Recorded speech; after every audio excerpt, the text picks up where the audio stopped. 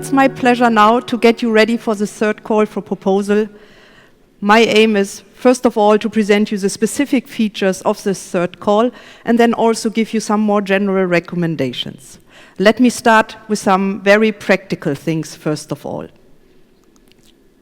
The deadline for submission. The deadline for submission will be the 30th of June, and this at 12 o'clock, Central European time. You know, we are located in the north of France. We are going for lunch very early. Of course, this is not the real reason. Of course, we must ensure fair and equal treatment. So if someone tries to submit just at 12:05, the system will already be blocked. And in any case, one strong recommendation is if you want to avoid some last-minute hassle, some last-minute problems, rather try to submit on the 29th of June or even earlier. The system is open. I mentioned already the system. Our system is called the iOLF system. It's our online portal. You see the address here on the slide. Just feel free to connect to the site. Then you can open the application form. You can start working on it already now. You can save at the different stages that you fill it in.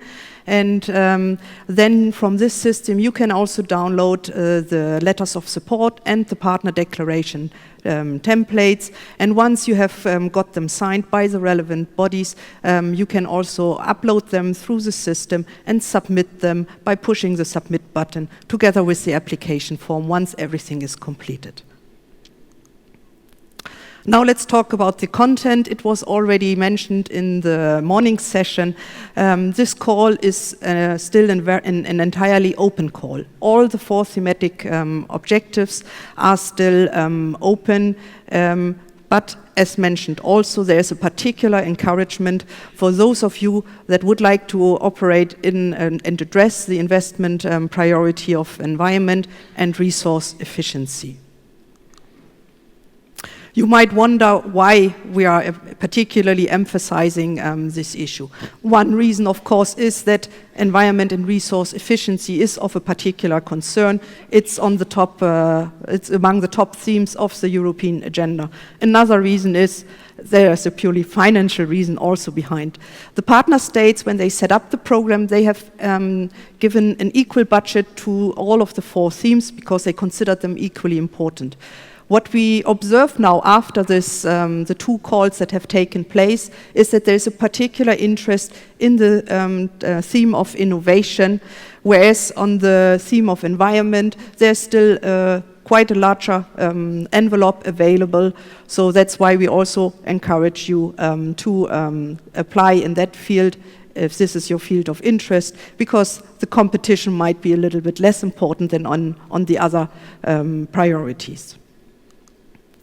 But let's also have a look inside these priorities. What we observe right now that from the 130 projects that have been approved already, there is a particular focus on these topics.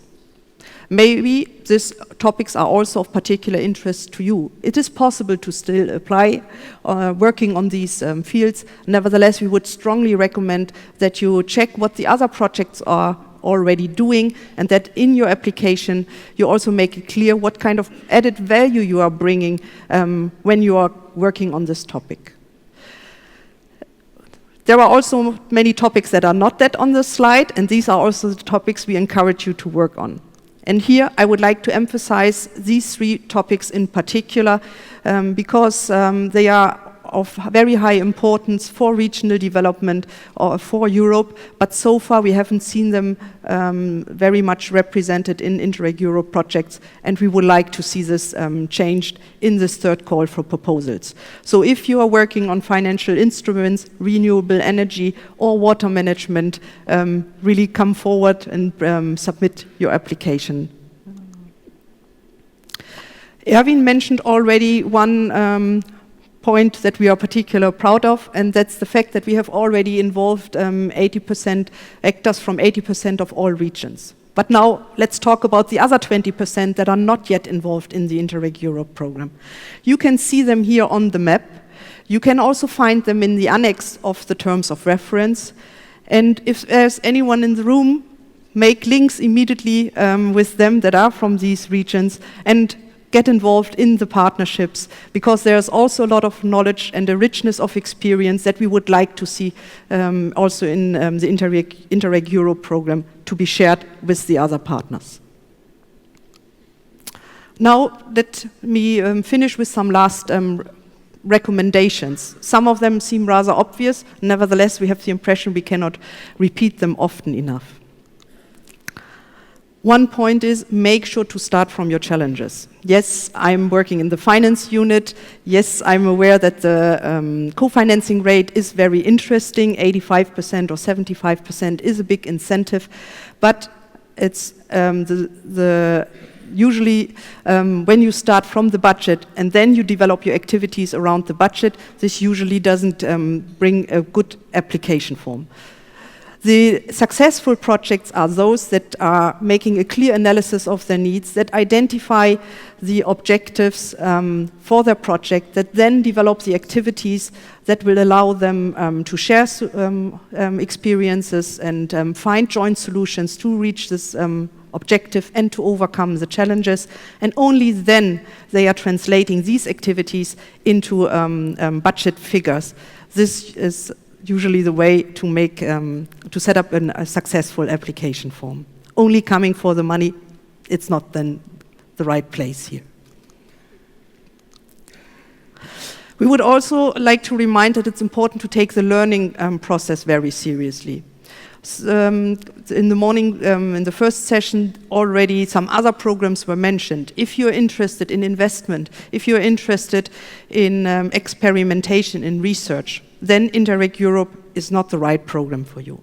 This program is about learning, it's about exchanging experiences, it's about finding joint solutions, it's about getting inspired by other regions. And this will be also a matter that will be addressed in much more detail in the workshops in this afternoon.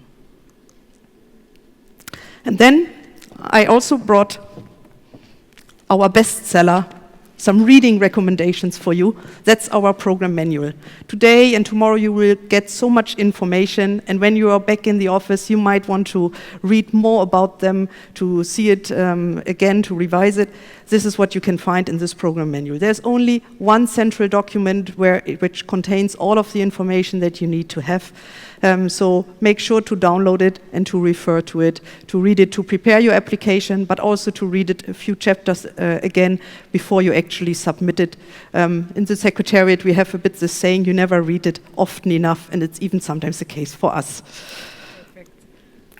Okay, one last point. For the application form, be aware that this is the only document that will be the basis for the assessment. We will not make use of any information. There's no use in submitting any other annexes with it. The core document is the application form, so that's why it's important to make sure that it's specific and very focused and self-explanatory. Eligibility is also an issue that is of some concern. Some of you might have had the experience of having been an ineligible project in a previous call. We would just like to share with you that usually causes for ineligibility are incorrect letters of support, or simply missing letters of support, or partner declarations with an incorrect amount.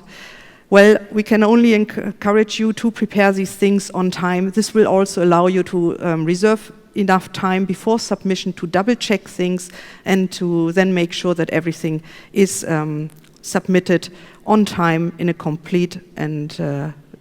We look very much forward to receiving your applications in this third call for proposals, and I hope that I made you interested in the features of this call. Thank you.